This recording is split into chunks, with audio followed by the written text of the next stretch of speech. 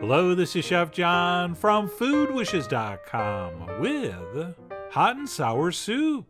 That's right, I am very excited to be sharing what is probably the most delicious soup I still haven't done a video for. Unless I have and forgot. It may be called as something else like spicy and tangy, but I don't think so, since this soup is nothing if not memorable. And other than a little bit of slicing and dicing, it's also relatively fast and very simple to make. And to get started, the first thing we're going to do is rehydrate some dried shiitake mushrooms. And while you can definitely use fresh if you want, they say by using these dry ones, your soup's going to have a better flavor. And having tried it both ways, I tend to agree. And what we'll do is go ahead and cover these in some hot water, which I brought almost up to a boil in a teapot. Although I should mention, if you're not in a hurry, cold water will work. It just takes longer. And all we need to do here is let these soak until they're nice and soft and sliceable. And you can just give them a stir once in a while since they do like to float. But a trick for avoiding that is just put a paper towel over the top, which will ensure complete saturation. And that's it. Once those have softened up, we'll go ahead and drain them very well. And then we'll take a knife and slice them up nice and thin. And while you can of course slice these any thickness you want, not only do I think nice thin slices is going to look better, but I think the texture is going to be superior as well. Right, rehydrated dry mushrooms can be a little bit chewy if they're too big. So we're going thin to win. And then besides our mushrooms, the rest of our ingredients will include some bamboo shoots, which I got fresh, right out of the can. We'll also do some thinly sliced carrot, as well as some thinly sliced red pepper. And for the carrot, I actually used a potato peeler to get them really thin. Or if you want, you can grate them. We will also do some green onions. Right, the light parts for the soup, and we'll use the darker green parts for the top. We're also going to need a little bit of finely minced ginger, which, by the way, I'm using a ton of because I love it, but I'll probably only list half the amount in the written recipe. And then last but not least, we will dice up some tofu. Okay, the softer the better. And that's it. Once our mise en place is done, we can move on to mix up our hot and sour mixture, which actually starts with our salty element. And that would be a couple tablespoons of soy sauce. And I'm probably going to end up needing a little more than this, but it's always easier to add some more later after we taste it, and literally impossible to take it out. So we will start with 2 and go from there. And then for the sour, we're going to use seasoned rice vinegar, which is generally the variety sold at the store. And all it is rice vinegar that has a little bit of sugar and salt in it. And by the way, if you can get it, we're supposed to be using Chinese black vinegar, but it can be tricky to find, and the rice vinegar does work out very well. And then for the hot, we're going to use a whole teaspoon of ground white pepper, which really does give this soup its signature flavor. And then we will finish up with a little touch of sesame oil. And we'll take a whisk and give this a thorough mixing. And yes, if you absolutely refuse to go out and get white pepper, the soup will still technically work if you use like a black pepper or a cayenne. But it is just not going to have the same flavor. And if you want it to taste anywhere close to the one you get at the restaurant, go get the white pepper. And then speaking of whisking things, we will also want to mix up our cornstarch slurry, which is simply equal parts cornstarch and cold fresh water. And right here I'm going to whisk together 3 tablespoons of each, which is going to produce the viscosity I want. But you can definitely adjust that more or less, depending on what you're into. And then finally, if you're using them, and I really hope you are, we're going to take a fork and beat up a couple large eggs, which pretty much like everything else in this recipe, as far as I'm concerned, is a mandatory inclusion. And that's it. Once we have everything prepped, we can head to the stove, where we'll place a saucepan over medium-high heat, in which we have a teaspoon or 2 of vegetable oil. And once it's hot, we'll go ahead and toss in our green onions, our finely minced ginger, and our sliced shiitake. And what we'll do is take a spoon and cook that stirring for just about 2 minutes. Okay, just a brief sizzling is all we need. At which point we can pour in our chicken broth, which I added from a bowl so it looked homemade, but it wasn't.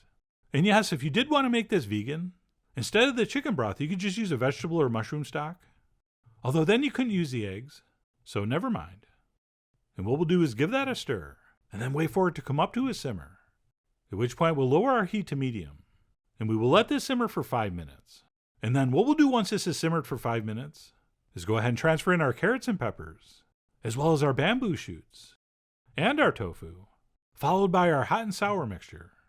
And it's probably obvious, but if there are any other veggies in your fridge you want to slice up and throw in, this would be the point. Okay, so please feel free to customize this. I mean, you guys are after all the cat powers of your hot and sours. And as long as you slice it thin, pretty much anything goes. But no matter what you include, once all that's been stirred in, we are going to let this simmer for another 5 minutes. After which, we are going to raise our heat to medium-high.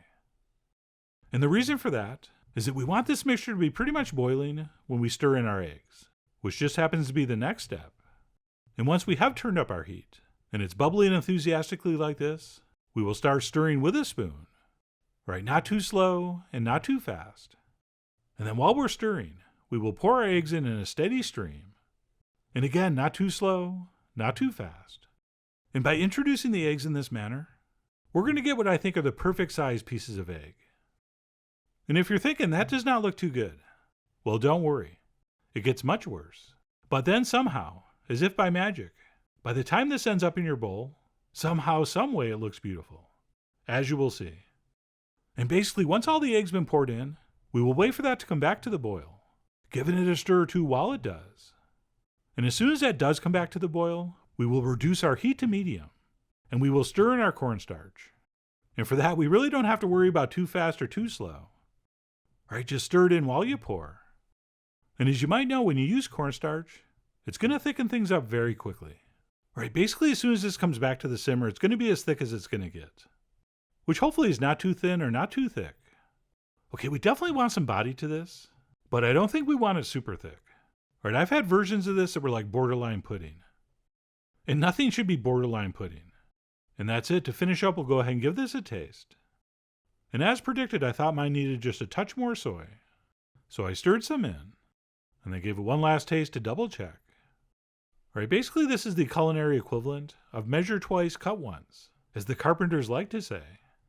And then once we're happy with that, we can go ahead and turn off the heat. And then we'll grab a ladle and maybe stir in some of the darker parts of the green onion. So I freshened it up with a few of those. At which point it was time to serve it up.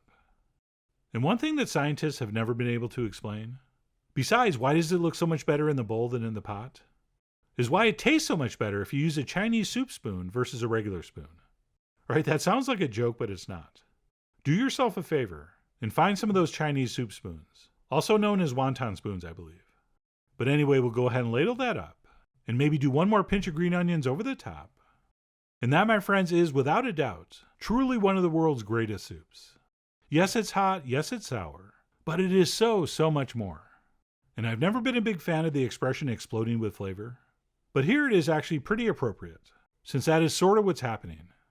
And while this is almost always served as an appetizer in a Chinese restaurant, if you added some pork to this, or maybe some little fun-sized meatballs, this would make for a fantastic meal. But anyway, that's it. My take on hot and sour soup. I'm still having a hard time believing I hadn't done this one yet. I mean, come on, what was I thinking? So my sincerest apologies for making you wait so long. And I'm not going to make you wait any longer.